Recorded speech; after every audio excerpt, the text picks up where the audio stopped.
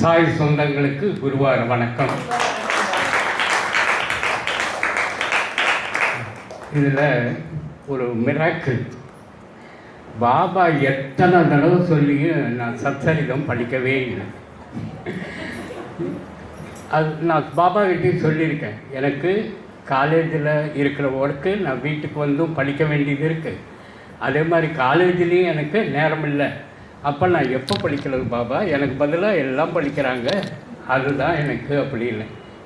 இந்த தடவை பாபா நீ சத்சரிதத்தை படித்து பேசணுன்ட்டு பாபா சொல்லிட்டாருன்னு நான் அப்போவே புரிஞ்சுக்கிட்டேன். பாபா நீ சத்சரிதத்தை படிக்காமையே இருக்கிற இல்லை, இப்போ படித்தே ஆகணும் அப்படின்ட்டு பாபாவினுடைய உத்தரவாக தான் இப்போ உங்ககிட்ட சத்சரிதத்தினுடைய முதல் பகுதி 1 அதை பற்றி பேசுகிறதுக்கு என்னுடைய உரையை துவங்குகிறேன்.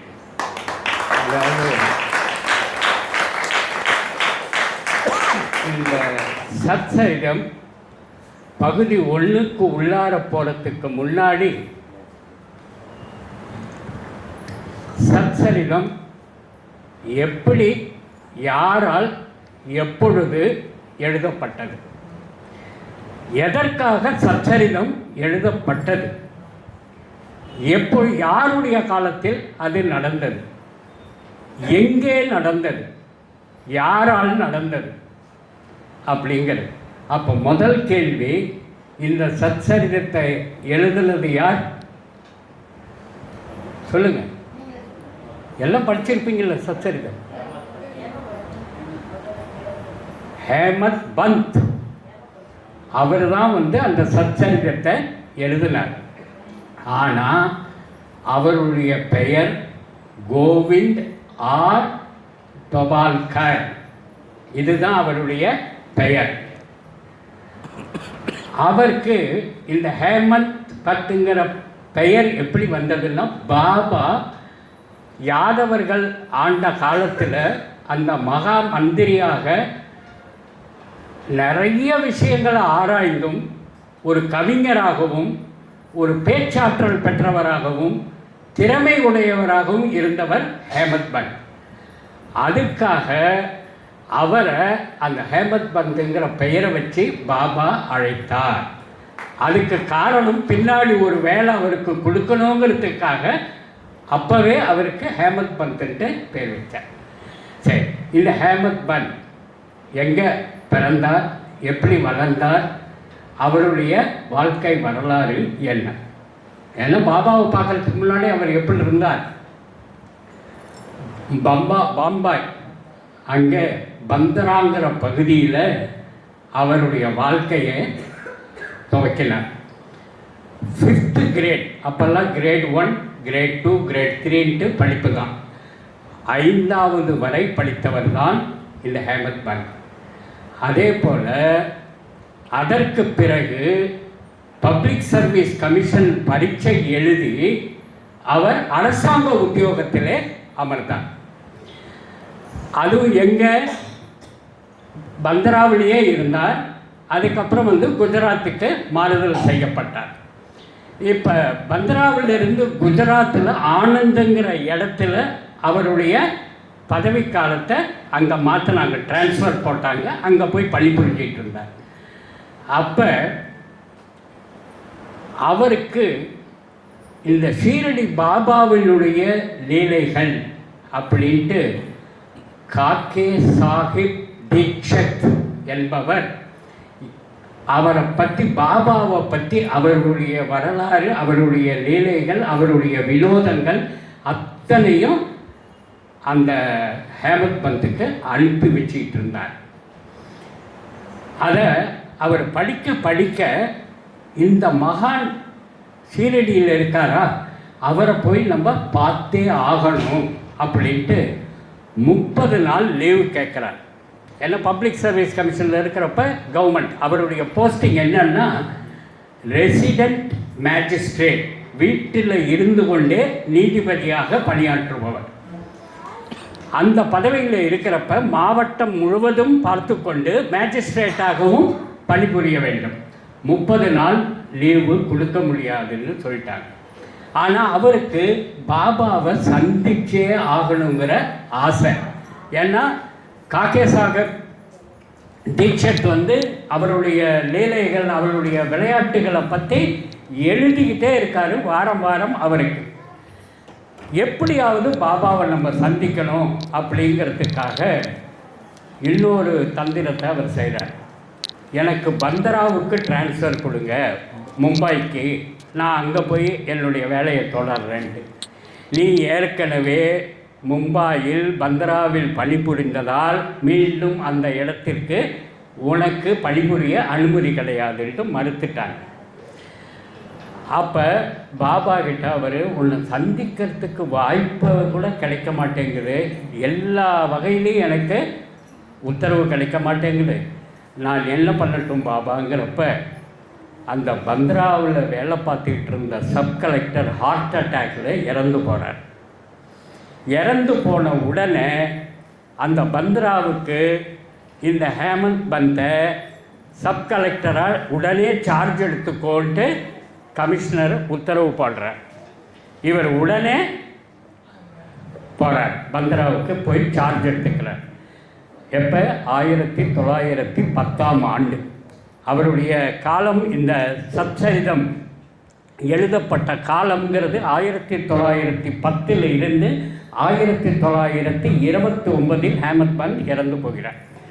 அந்த இடைப்பட்ட 19 ஆண்டுகளில் தான் இந்த சச்சரிதம் எழுதப்படுகின்றது. அதற்கு முன் அவர் தன்னுடைய வாழ்க்கையை, பாபாவை எப்படி சந்திக்கிறார், பாபா நீ தான் பந்த்ராவுக்கு வந்தாச்சு இல்லையா, இனிமேல் பாபாவை சந்திக்கலாம் அப்படிங்கிறதுக்காக தாதர் எக்ஸ்பிரஸில் ஏறுறதுக்காக போய் பிளாட்ஃபார்மில் நிற்கிறார்.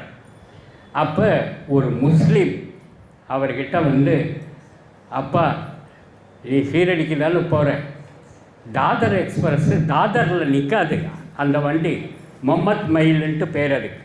அந்த மொஹம்மத் மைல் வந்து இங்கே தாதரில் நிற்காது, நீ விக்டோரியா டெர்மினஸுக்கு போய் அங்கே இருந்து புறப்பட்டாதான் நீ சீரடிக்கு போய் சேர முடியும் அப்படின்ட்டு சொல்கிறார். அப்போவே அவருக்கு பாபா என்னுடைய பயணத்தை எப்படி துவங்க வேண்டும் என்று தீர்மானித்து எனக்கு வழிகாட்டி என்னை அழைத்து சென்றார். அங்கேயே அவருடைய விளையாட்டு ஆரம்பமாகிவிட்டது அப்படின்ட்டு பாபாவை போய் சந்திக்க போகிறார். போகிறதுக்கு முன்னாடி அவருடைய நண்பர் சீரடியில் ரொம்ப வருஷமாக இருக்கார், அந்த நண்பரை சந்தித்து உரையாடல் அவங்க 2 பேருக்குள்ளார் என்ன பேசிக்கிறாங்க அப்படின்னா, யார் இவர் சீரடியில் இவர் பெரிய மகான்கிறாங்க, பெரிய குருங்கிறாங்க, ஒரு தனி மனிதன் அவனுடைய வாழ்க்கையை நிர்ணயிக்கிறதுக்கு ஒரு குரு தேவையா? சுதந்திரமாக என்னுடைய வாழ்க்கையை நான் எப்படி அமைத்து கொள்ள வேண்டும், எப்படி நான் வாழ வேண்டும், எப்படி நான் சிந்திக்க வேண்டும், என்னுடைய செயல்கள் எப்படி இருக்க வேண்டும் என்பதை தீர்மானிக்கின்ற பொறுப்பை நாம் வைத்துக் கொள்வதா, இன்னொரு நபரிடம் குருவிடம் ஒப்படைப்பதா?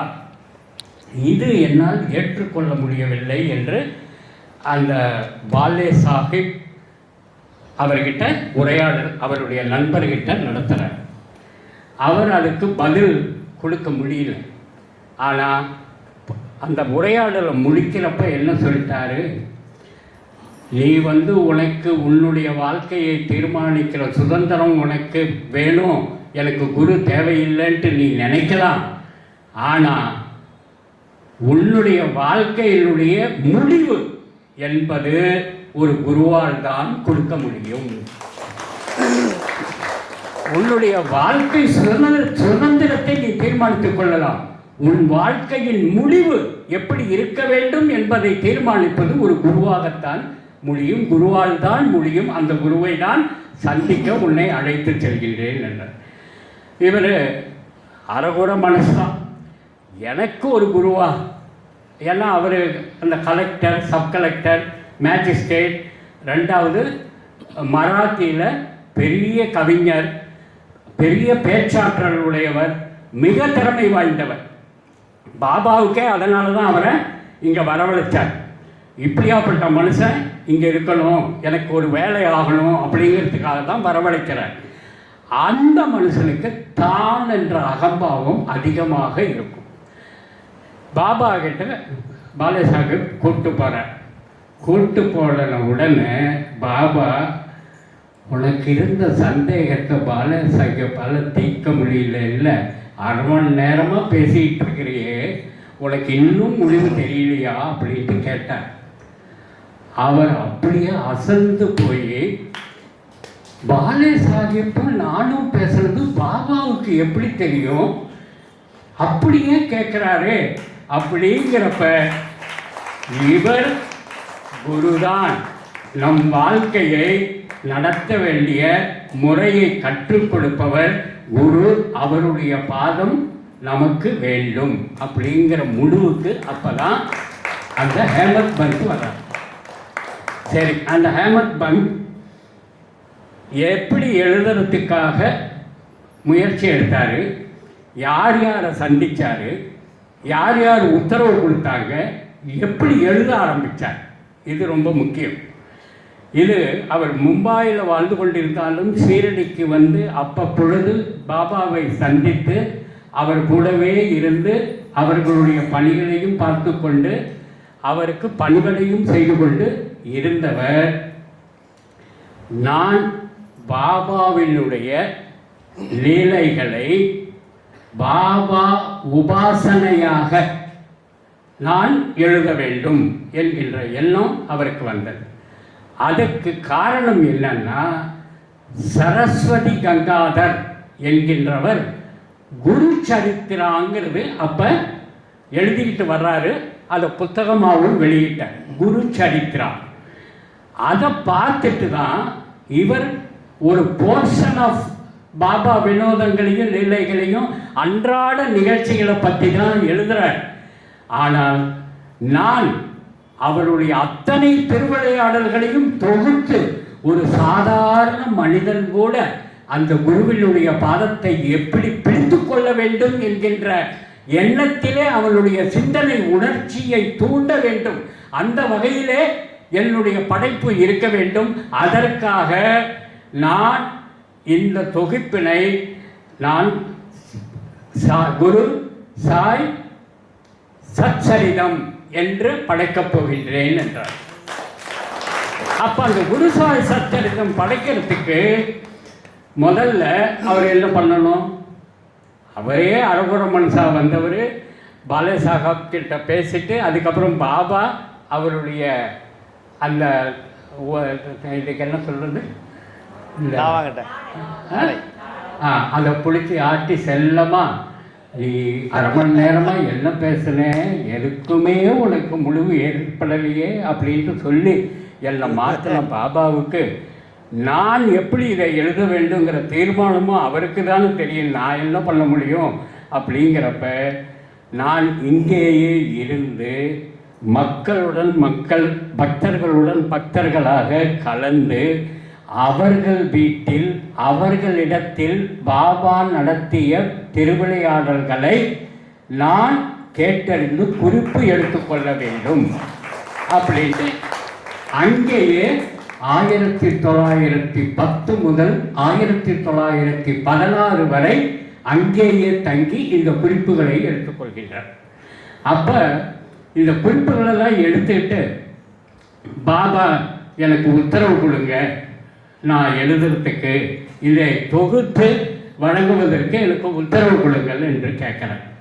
அப்போ பாபா உதியை எடுத்து அவர் நெற்றியில் இட்டுவிட்டு தலையில் கை வைத்து ஆசீர்வாதம் செய்கின்றார். ஆனால் ஒரு நிபந்தனை அப்படின்ட்டு அங்கே ஒரு இக்கு வைக்கிறார். பாபா என்ன நிபந்தனை பாபா, நான் தான் எல்லாமே தொகுத்துட்டு இருக்கேனே அப்படி இல்லை, சொல்கிறேன் இரு, அவசரப்படாத அப்படின்ட்டு பாபா எப்பொழுது உன் அகம்பாவத்தை நீக்கிவிட்டு என்னுடைய பாதத்தில் சமர்ப்பித்து விட்டு எனக்காக என்னை பற்றி எழுத எனக்கு உதவி புரிய வேண்டும் என்று என் முன்னால் நின்று உன்னுடைய அகம்பாவத்தையும் ஆணவத்தையும் உன்னுடைய திறமைகளையும் நீ நினைத்து கொண்டு அகம்பாவத்தில் இருக்கின்றாய், அதை சமர்ப்பிக்க வேண்டும். அதன் பிறகுதான் உனக்கு உத்தரவு தருவேன் என்கின்றார். 1916ஆம் ஆண்டு இந்த நிகழ்ச்சி நடக்கின்றது சீரடியில் சனஸ்தானத்தில். அப்பொழுது பாபா என்ன சொல்றார், அவர் முதல்ல அவருடைய அகங்காரத்தை என் பாதத்தில் சமர்ப்பிச்சுட்டு வர சொல்லு, அது வரைக்கும் குறிப்புகளை எடுத்துக்கிட்டே இருக்க சொல்லு. என்னைக்கு அவர் என் பாதத்தில் தன்னுடைய அகம்பாவத்தை சமர்ப்பித்து விட்டு எனக்கு உத்தரவு கேட்குறாரோ அப்போ நான் சொல்கிறேன் எப்படிங்கிறத. அப்போவும் நான் சொல்கிறேன் ஒரு இருக்கு. அது அவர் இவங்க போய் சீடர்கள் சொன்ன உடனே, அதாவது ஷாமா அவர் போய் பாபாவுக்காக, ஷாமா தான் எல்லாம் போய் மற்றவங்க கிட்ட பேசுவார். இது மாதிரி பாபா உங்ககிட்ட இருக்கிற அந்த தான் என்ற அகம்பாவத்தை நீங்கள் நீக்க வேண்டும். அதை நீக்கினாதான் உங்களுடைய பிறவி பயனை நீங்கள் அடைய முடியும். அந்த பிறவி பயனை அடைவதற்கு ஒரு மார்க்கமாக குரு உங்களுக்கு வழிகாட்டுவார். அந்த குரு இல்லாமல் உங்களால் எதுவும் சாதிக்க முடியாது. ஆகவே நீங்கள் உங்களுடைய அகம்பாவத்தை பாபாவின் பாதத்தில் சமர்ப்பித்து விட்டேன், எனக்கு இனி நான் என்ற அகம்பாவம் கிடையாது, நான் பாபா குருவின் பாதத்திலே சேவை புரிகின்ற சேவகன் என்று உறுதிமொழி அவருக்கு முன் அவர் பாதத்தில் சமர்ப்பிக்கின்றீரோ அன்றுதான் அவர் உங்களுக்கு அனுமதி அளிப்பார் அப்படின்னு சொல்லிட்டார். இவர் அனுமதி அளிக்கிறதுக்காக கேட்கறதுக்காக, நான் பாபா சொல்றதுக்கு எல்லாம் ஒத்துக்கிறேன், எனக்கு இனிமேல் அகம்பாவமே வேண்டாம். குருவுக்கு முன்னாடி, பாபாவுக்கு முன்னாடி அவர் என்ன சொல்றாரு, ஒரு பிறவி அல்ல, 2 பிறவி அல்ல, எத்தனையோ பிறவிகள் புண்ணியம் செய்திருந்தால்தான் பாபாவிற்கு அருகாமையிலே இருக்க முடியும். பாபா வாழ்கின்ற காலத்திலே நம் அருகில் போய் நிற்க முடியும். அந்த வகையிலே நான் எத்தனை பிறவிகள், எத்தனை புண்ணியங்கள் செய்தேனோ, பாபா அவருக்கு அருகில் என்னை அமர வைக்கின்ற பாக்கியம் எனக்கு கொடுத்தார். அதைவிட எனக்கு என்னுடைய ஆணவம் பெரிதா, அகம்பாவம் பெரிதா? அதை அவர் பாதத்திலே சமர்ப்பித்து சரணாகதி அடைகின்றேன் என்று சரணாகதி அடைந்தார். அப்பவும் பாபா என்ன சொல்றார், நீ எல்லாத்தையும் கலெக்ட் பண்ணு, எல்லாத்தையும் குறிப்பு எழுது அப்படின்னு சொல்லிட்டு, அப்ப எழுதுட்டுமா பாபா? இரு இரு, நீ எழுதுகின்ற ஒரு கருவி என்னுடைய சுயசரிதத்தையும் என்னுடைய திருவிளையாடல்களையும் என்னுடைய சரித்திரத்தையும் என்னுடைய பக்தர்களுக்கு நானே எழுத வேண்டும், நானே கூற வேண்டும் என்று சொல்லிவிட்டு, நீ என்று இந்த அகம்பாவத்தை என் பாதத்தில் சமர்ப்பித்து விட்டாயோ, உனக்குள் நான் உள்ளே புகுந்து உன்னை ஒரு கருவியாக எழுத வைப்பேன் அப்படின்ட்டு அந்த ஹேமத் பந்த் கிட்ட அவர் எழுத வைக்கிறதுக்காக தன்னுடைய அகம்பாவங்கிறத நீக்கி, தன்னுடைய தீய வினைகள், பிறவி பயன்கள், ஆணவம், பாவங்கள், அவருடைய அறிவாற்றல், பேச்சாற்றல் அத்தனையும் என்ன வேண்டுமோ பெற்றுக்கொண்டு தேவையில்லாதவற்றை எல்லாம் அகற்றி அவருடைய சேவகனாக அருகிலே அமர வைத்தார். அப்ப இந்த சத்சரிதம் யாரால் எழுதப்பட்டது? பாபாவால். முதல்ல அதை தெரிஞ்சுக்கோங்க. ஹேமத் பந்த் ஒரு கருவி, எழுதுகின்ற கருவி. அதை எழுதியது உள்ளே இருக்கின்ற பாபா. தன்னுடைய பக்தர்களுக்கு தானே தன்னுடைய திருவிளையாடல்களையும் சுயசரிதத்தையும் கூற வேண்டும். அதை கேட்டு அவர்களுடைய பிறவி பயனை, மெய்ப்பொருள் ஞானத்தையும் பிறவி கடலையும் கடப்பதற்கு நான் உறுதுணையாக இருப்பேன், அதற்காக நானே உன் உடம்பிற்குள் புகுந்து எழுதுவேன் அப்படின்னு. அதனால இந்த ஹேமத் பந்த் எழுதினாரு. அவர் எங்கே இருந்தாலும் அவர் ஒரு கருவியாக பயன்பட்டார். சரி, இந்த இப்போ படிக்கிறோமே இந்த சச்சரிதம், இது ஹேமந்த் பந்தாலே எப்படி எழுதப்பட்டது? 1922ஆம் ஆண்டிலிருந்து 1929ஆம் ஆண்டு வரை போட்டி என்கின்ற கவிஞர், புலமை கவிஞராக அந்த நடையிலே இதை தொகுத்தார். அவர் சாதாரண மராத்தியில் எழுதலை, கவிஞர், பெரிய கவிஞர் இல்லையா, புலமை, அவருடைய திறமையால் கவிதை வடிவமாக வடிவமைத்தார். இதை எவ்வளவு? 8350 குறள்களாக, பகுதிகளாக. அதுதான் அவர் தொகுத்தது போத்தி என்கின்ற மராத்திய மொழியில். அதை எப்படி நம்ம படிக்க முடியும்? எப்படி நமக்கு தெரிந்து கொள்ள முடியும்? அது மராத்தியிலேயே கவிதை நடையில் இருக்கிற ஒரு புலவரால், கவிஞரால் எழுதப்பட்டது. நமக்கு எப்படி புரிந்து கொள்வது? இதை நமக்கு தொகுத்து கொடுத்தவர் சொக்கலிங்கம் சுப்பிரமணியன் என்பவர். அந்த சொக்கலிங்கம் சுப்பிரமணியம் என்பவர் யார் என்றால், அவர் வேதாம்பாள் என்கின்றவருக்கும், அவருடைய தாய் பெயர் வேதாம்பாள், அவருடைய தந்தை பெயர் சொக்கலிங்கம், அவருடைய அண்ணார் பெயர் முத்தையா. இவர்கள் மூவரையும் அவர் வணங்கி இதை தமிழாக்கம் செய்து கொடுக்கறதுக்காக அவர் எவ்வளவு பாடுபட்டார் தெரியுங்களா? 1966ஆம் ஆண்டு அவர் அனுமதி கேட்டு சனஸ்தானத்திற்கு சென்றார். அப்பொழுது அஃபிஷியல் ரிசீவராக இந்த சனஸ்தானத்தை நிர்வகித்து கொண்டிருந்த கோர்ட்டு தான் ஒரு ரிசீவரை போட்டு சனஸ்தானத்தை நிர்வகிச்சிட்டு இருந்தாங்க. அவர்கிட்ட இவர் போய் கேட்ட உடனே, ஓ நீங்கள் தமிழ் டிரான்ஸ்லேட் பண்ணணும் அப்படிங்கிறீங்களா, வெரி குட் செய்யுங்க அப்படின்ட்டு ஊக்கமளித்தார். ஆனால் அனுமதி கிடைக்கவில்லை. 1968ஆம் ஆண்டில் மீண்டும் முயற்சி செய்தார், கிடைக்கவில்லை. எப்பொழுது கிடைத்தது என்றால் 1980ஆம் ஆண்டில் சனஸ்தானத்திலே இருக்கின்ற KH சுகரி என்பவருடைய ஆதரவுடன் அவர் வகுத்து கொடுத்த திட்டத்தின் வழியாக இவருக்கு தமிழ் மொழியில் டிரான்ஸ்லேட் செய்வதற்கு உத்தரவு கிடைத்தது 1980ஆம் ஆண்டு. சரி, இதுக்கு இந்த லீலைகள் எல்லாம் நடத்தினார் இல்லையா, தொகுத்து வழங்கினார் இல்லையா, அவர்கிட்ட ஒரு லீலையை செஞ்சார். அவர் வீட்டிலேயே திருவிளையாடல். அது என்னன்னு தெரியுமா? அவர் பாபா கிட்ட 1910 17 வரை நான் பாபா கூடயே இருக்கேன், அவருடைய விளையாட்டுகளை பூரா தொகுத்து எழுதிட்டு குறிப்பிடுத்திக்கிட்டு இருக்கேன்.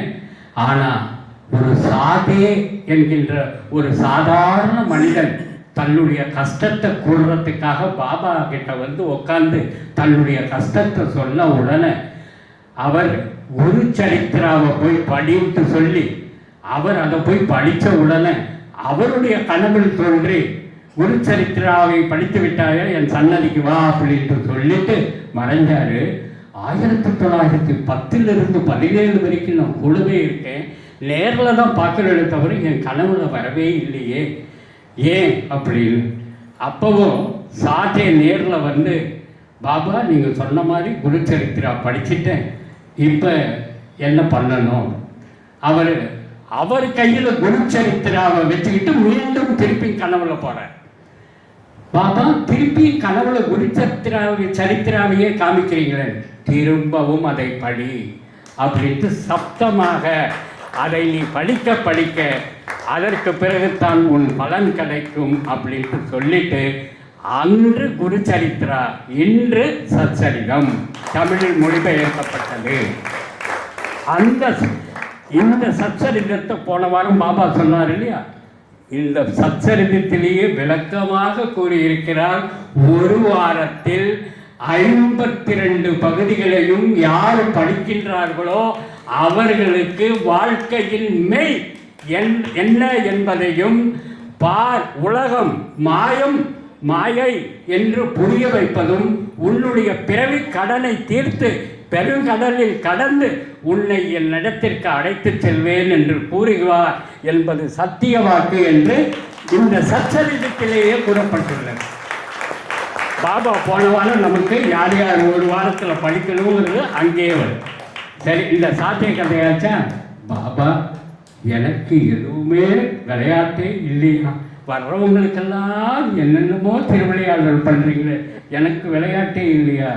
போ, குரு பூர்ணிமா அன்று ஹோலி பண்டிகை வரும், அன்று உன் வீட்டில் நடக்கும், போ அப்படின்னு. பாபா என்ன நடக்கும் சொல்லுங்க பாபா. உன் வீட்டிற்கு விருந்து சாப்பிட நான் வருகின்றேன் என்றார். அவரும் அவர் மனைவியும் குரு பூர்ணிமா அன்று ஹோலி பண்டிகை அன்று ரங்கோலி கோலமிட்டு எல்லா இலைகள் எல்லாம் போட்டு எல்லா பலகாரங்களையும் பரிமாறி வைத்துக்கொண்டு பாபா வந்த பிறகு நாம் உண்ண வேண்டும் என்று எல்லாரும் காத்துக்கிட்டு இருக்காங்க.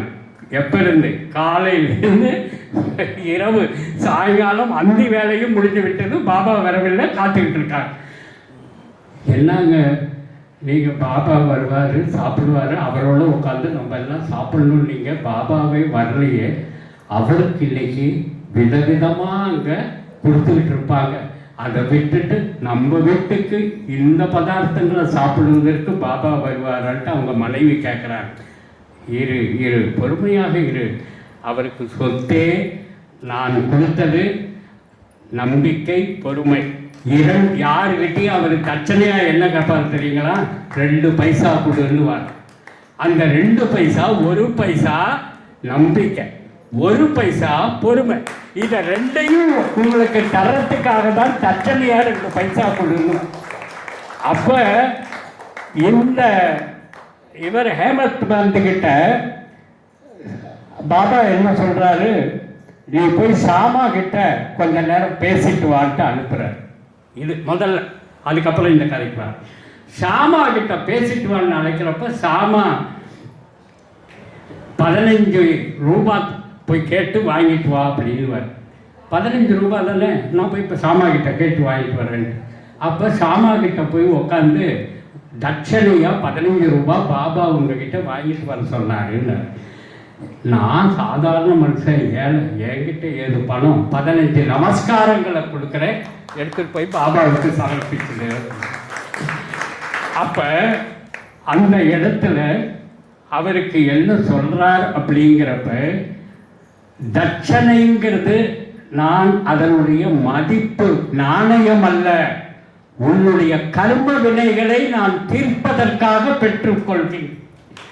நம்பிக்கையும் பொறுமையும் உன் மனத்தில் விதைப்பதற்காக நான் கேட்கின்றேன், பெற்றுக்கொள்கின்றேன் என்றுதான் எல்லா இடங்கள்லையும் நம்பிக்கை பொறுமை, நம்பிக்கை பொறுமை, ஸ்ரத்தா நிஷ்டா, ஸ்ரத்தா நிஷ்டான்ட்டு மராத்தியிலையும் சரி ஹிந்தியிலையும் சரி எல்லா இடத்துலையும் நம்பிக்கை பொறுமை.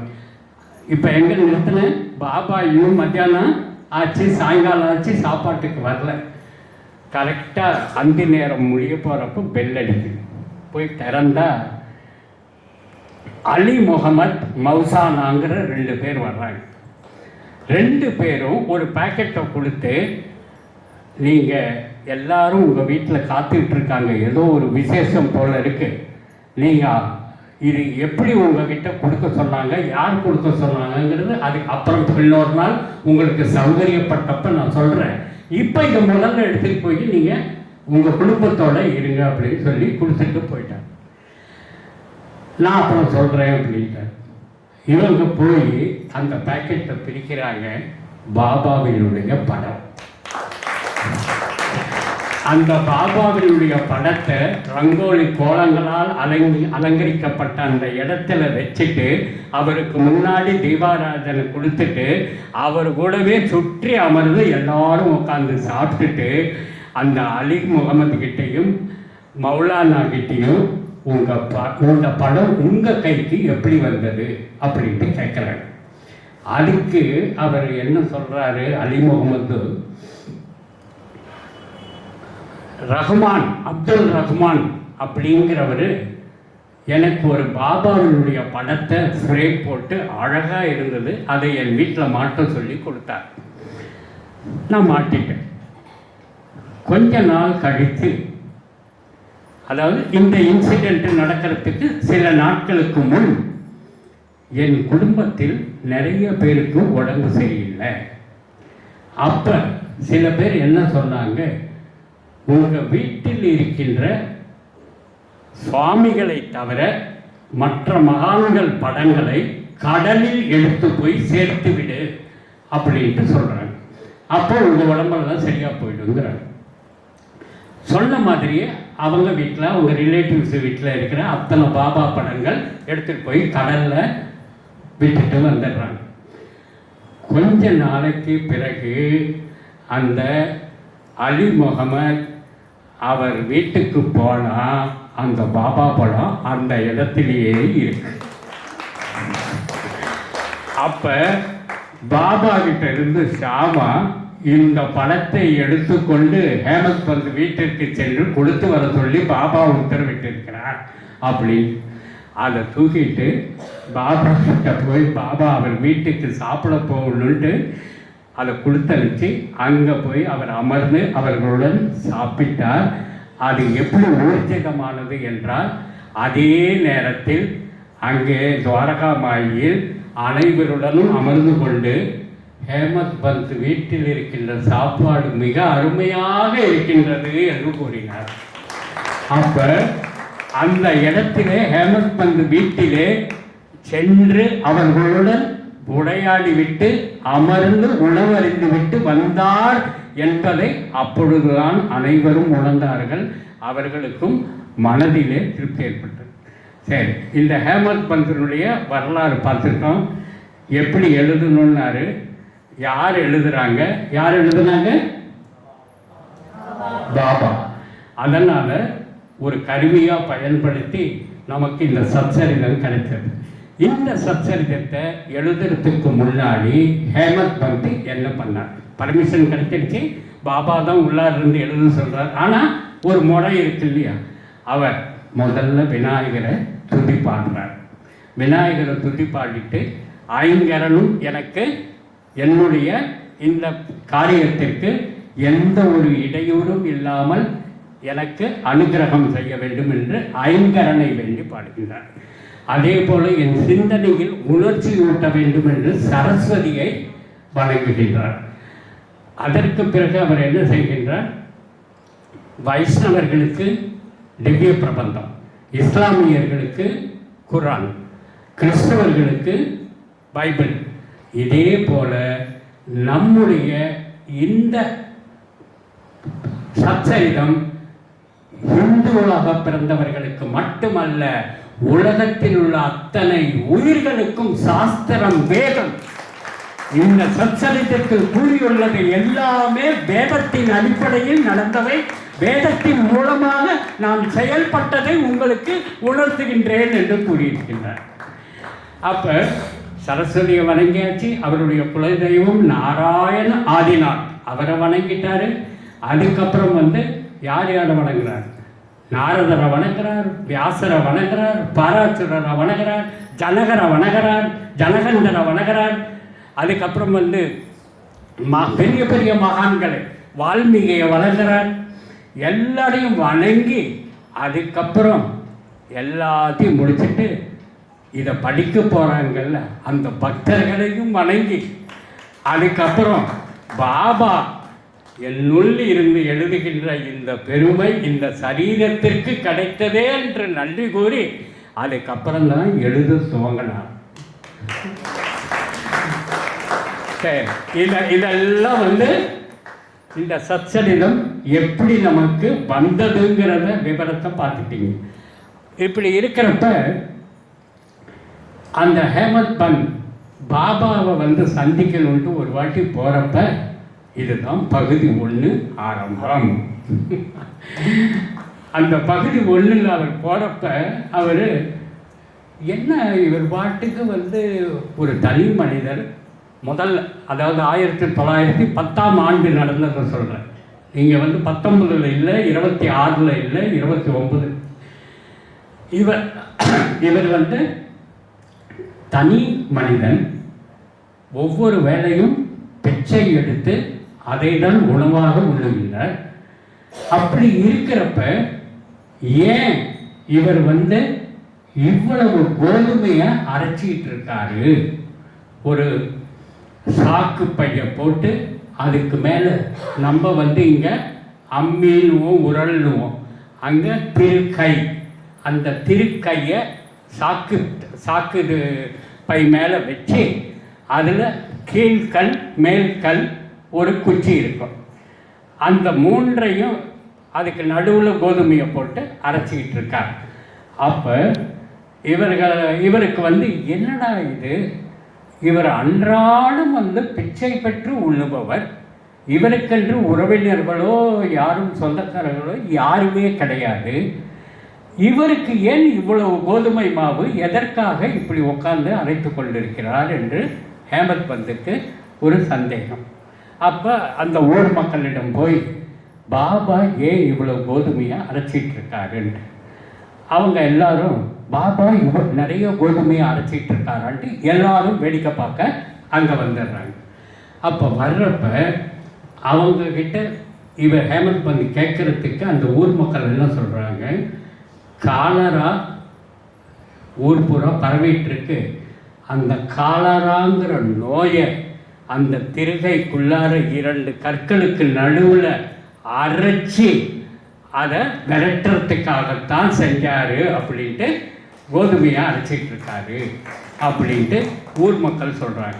அப்பவும் ஹேமந்த் பந்துக்கு கால்ராவுக்கும் கோதுமைக்கு என்ன சம்பந்தம், எதுக்காக இவர் வந்து கோதுமையை அரைச்சி கால்ராவை விரட்டுறேன்ட்டு இவங்க சொல்கிறாங்க, வாங்க பாபாவையே போய் கேட்போம் அப்படின்ட்டு அந்த ஊர் ஜனங்களோட ஹேமந்த் பந்தும் போகிறப்ப அந்த ஊர் ஜனங்கள் எல்லாம் வேடிக்கை பார்க்குறவங்களோ தவிர யாரும் பாபா கிட்ட ஏன் இவ்வளோ கோதுமை அரைக்கிறீங்கன்னு கேட்குற தைரியம் இல்லை. ஆனால் 4 பெண்கள் மட்டும் தைரியமாக, நாங்கள் உங்களுக்கு உதவி செய்வதற்காக இந்த கோதுமையை திருக்கையை நாங்கள் அரைக்கின்றோம் என்று அந்த 4 பெண்களும் அரைக்கிறப்ப பாபாவுக்கு சரியான கோபம் வந்ததாம். ஆனால் அந்த கோபம் அந்த பெண்கள் அரைக்கிறப்ப பாபாவினுடைய லீலா வினோதங்களை பாடிக்கொண்டே அரைத்தார்களாம். அதை கேட்ட உடனே அவருக்கு ஆனந்தமாகி, ஆகா, நம் லீலா வினோதங்களை வந்து பாட்டாக பாடிக்கொண்டு அரைத்து கொண்டிருக்கின்றார்களே, இவர்களை போய் நாம் கொடுத்து கொள்ளலாமா, அரைத்து கொள்ளுங்கள் என்று விட்டுவிடுகின்றார். அப்புறம் அப்பவும் அவங்களுக்கு சந்தேகம், பாபா அரைச்சிட்டு நம்ம 4 பேருக்கும் பிரித்து எடுத்துக்க சொல்லுவார், இந்த கோதுமை மாவை இவ்வளவு என்ன பண்ண போகிறார், அவர் சாப்பிட்றது 4 சப்பாத்தி 2 சப்பாத்தி, அதுக்கு இவ்வளோ கோதுமை மாவை அரைச்சி அவர் என்ன பண்ண போகிறாரு, நமக்கு தான் நம்ம 4 பேரும் இப்போ எல்லா மாவையும் அரைச்சிட்டு 4ஆக பிரிச்சிடு அப்படின்னு சொல்லி 4ஆக பிரிக்கிறாங்க. 4ஆக பிரித்த உடனே பாபா பார்த்துட்டு, இது என்ன உங்கள் அப்பம் வீட்டு சொத்தா, எங்க நிர்மலா சீதாராமனை உதயநிதி கேட்ட மாதிரி பாபா அவங்கள பார்த்து, இது உங்க அப்பம் விட்டு சொத்தா, இவங்க 4 பேர் பாகம் பிரித்து எடுத்துட்டு போறதுக்கு இல்லை, நான் ஏதாவது உங்களுக்கு கடன் பட்டிருக்கேன்னா அந்த கடனை தீர்ப்பதற்காக இதை கொண்டு செல்கிறீர்களா என்று கோபித்துக்கொண்டு, அந்த கோபத்துடனே நீங்கள் 4 இந்த கோதுமை மாவை நம் ஊர் எல்லையில் எடுத்து போய் கொட்டிவிடுங்கள் என்றார். ஐயோ, பாபா சொல்லிட்டு அதுக்கு மீறி நம்ம மாறக்கூடாதுன்ட்டு அந்த கோதுமை மாவை எடுத்துக்கிட்டு போய் அந்த எல்லையில் தூவிட்டு வந்து அமர்ந்தாங்க. அமர்ந்த உடனே அப்போ பாபா காலராவுக்கும் கோதுமைக்கும் இன்னும் நமக்கு புரியலையே சம்பந்தம் என்னான்ட்டு, அதுக்கு பாபா கிட்டேயே என்ன விளக்கம் சொல்கிறாருன்னு கேட்போம் அப்படின்ட்டு இந்த கோதுமையை எடுத்துகிட்டு போய் கொட்ட சொல்லி ஊரில் இருக்கின்ற காலரா பூரா சுமாராயிடும், எந்த ஒரு புது கிருமியும் உள்ளார வரக்கூடாது, எல்லையில் பாதுகாப்புக்காக இந்த கோதுமையை கொட்ட சொன்னீங்க, அதெல்லாம் கரெக்டு. எங்களுக்கு இன்னும் புரியாதது, எதற்காக கோதுமை மாவை கொட்டினா கால்ரா உள்ளார வராது அப்படின்னு. அப்போ அவர் என்ன சொல்கிறார், இந்த திருக்கைங்கிறது 2 கற்களால் ஆனது, கீழ்கல் மேல்கல். இது 2ம் என்னன்னா கர்மம் பக்தி அப்படிங்கிற. கீழ்கல் கர்மம், மேலே இருக்கின்ற கல் பக்தி. இந்த இரண்டு கல்லுக்கும் இடையில் அந்த குச்சி இருக்கு இல்லையா, சுற்றி ஆற்றத்துக்கு, அதுதான் ஞானம் என்றார். இதற்கு இடையிலே நான் போடுகின்ற அந்த கோதுமை மாவு அரைத்தால் உலகத்தினுடைய மெய்ப்பொருளையும் உலகத்திலே இருந்து பற்றற்ற வாழ்க்கை எப்படி வாழ முடியும் என்பதை உணர்த்துவதற்காக அதற்குள் அரைத்து அதன் மூலமாக ஞானத்தை பெற்று நீ என்னை அடைவாய். அதற்காகத்தான் இந்த கோதுமை மாவை அரைக்கின்றேன். இது எப்படி உங்களுக்கு உதாரணத்துடன் கூற வேண்டும் என்றால், பாபாவிற்கு முன் இருந்த ஒரு மகான் கபீர்தாசர். அந்த கபீர்தாசர் சோளத்தை அரைத்துக் கொண்டிருக்கின்ற ஒரு பெண்மணியை பார்த்து, இந்த சோளம் இந்த திருகைக்கு இடையிலே மாட்டிக்கொண்டு எப்படி அரைத்து சித்திரவதை பட்டு ஞானம் என்கின்ற என்னுடைய அந்த கையால் உங்களுக்கு பெற செய்கின்றேனோ, அதை போலத்தான் இந்த கீழ்கல்லும் மேலுக்கல்லும் உன்னுடைய கர்மம் பக்தி ஞானம் மூன்றையும் அடைவதற்காக தீர்ப்பதற்காக நான் இந்த ஏற்பாடு செஞ்சேன் அப்படிங்கிற.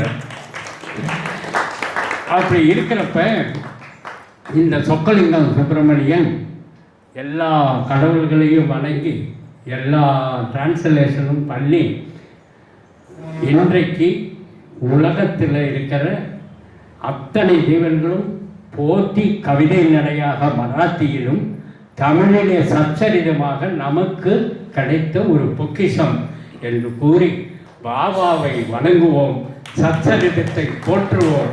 நமக்கு அதுதான் குர்ஆன், பைபிள், திவ்ய பிரபந்தம், உலக சாஸ்திரங்கள், வேதங்கள் அத்தனையும் அதற்குள் விளையாட்டாக, அவருடைய விளையாட்டாக நமக்கு புரிகின்ற திருவிளையாடல்களை கூறியிருக்கின்றார் என்று கூறி என் உரைக்கு திரையிடுகின்றேன். நன்றி, வணக்கம். கொஞ்சம் தள்ளி வாங்க, கொஞ்சம் கேப் கொடுங்க, எல்லாரும் வழி கொடுங்களேன்.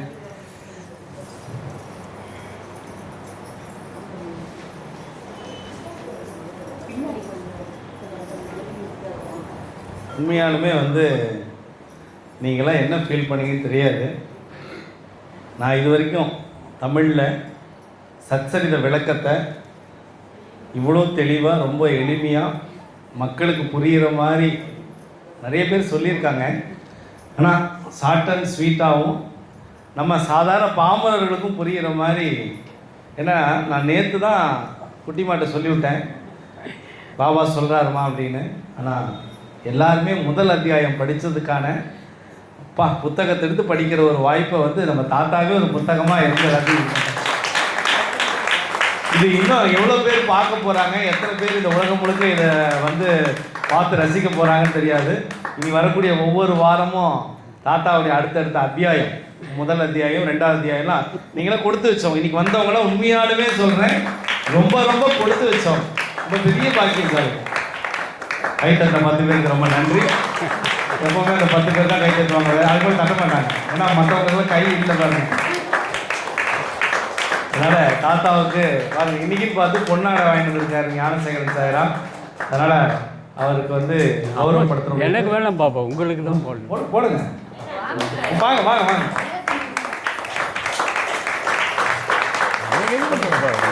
போடுங்க, நீங்கள் தானே ஆசைப்பட்டீங்க, போடுங்க.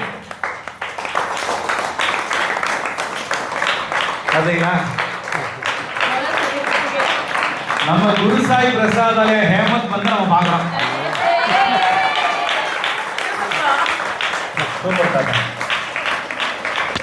ரொம்ப துல்லியமா, ரொம்ப துல்லியமா, ரொம்ப நுணுக்கமா நீங்க கவனிச்சிங்களான்னு தெரியாது. நீங்க புத்தகத்துல விட அந்த ரொம்ப எளிமையா, அந்த ரொம்ப ரொம்ப மிக துல்லியமான அந்த வார்த்தைகள்லாம் சொன்னார். புரியாதவங்களுக்கு ஏற்கனவே புத்தகத்தை படித்தவங்க இதை கேட்கும்போது அடுத்த முறை படிக்கும்போது இதை ரொம்ப ஈஸியாகிடும்.